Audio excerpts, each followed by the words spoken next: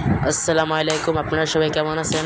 So আজকে আমি দেখাবো কীভাবে মজাদার ও স্পাইসিভাবে কদবেল মাখা করতে হয়।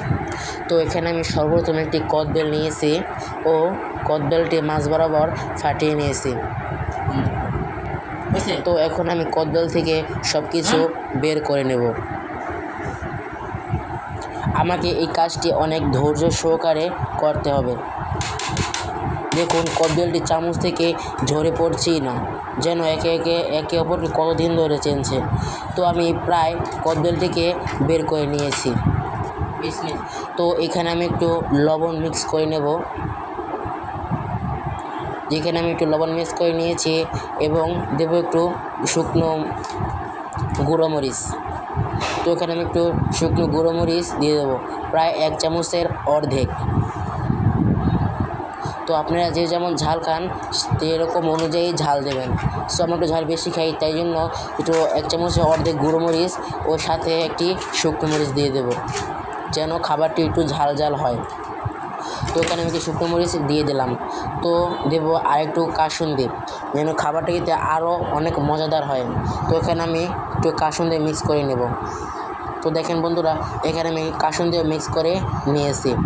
তো সর্বশেষ একটি আইটেম বাকি আছে, মানে একটি জিনিস বাকি আছে, সেটা আমি ভিডিওর পরে দেখাচ্ছি। তো এখন আমি শুকনো মরিচটাকে হাতে ডলে নিয়েছি। এই যেটা বললাম সেটা হলো এই যে সরষে তেলটা আমি এখন দিয়ে দেব। এই যে আমি সরষে তেলটি এখন দিয়ে দিয়েছি। তো এখন আমি হাত দিয়ে সুন্দর করে মিক্স করে নেব। তো আমি এখানে একটু মিক্স করে নেওয়ার পরে আমি একটু হাত দিয়ে চেখে দেখব যে খাবারটা কত ভালো হয়েছে।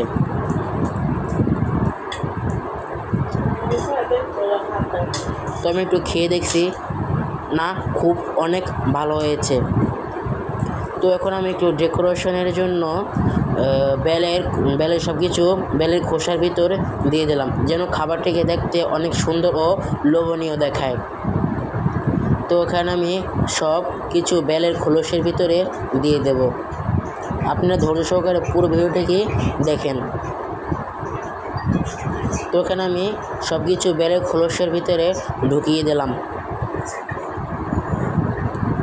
তো আপনারা এভাবে বেল মাখা খেয়ে দেখতে পারেন। তো আজকে এই পর্যন্তই, দেখা হবে পরবর্তী ভিডিওতে।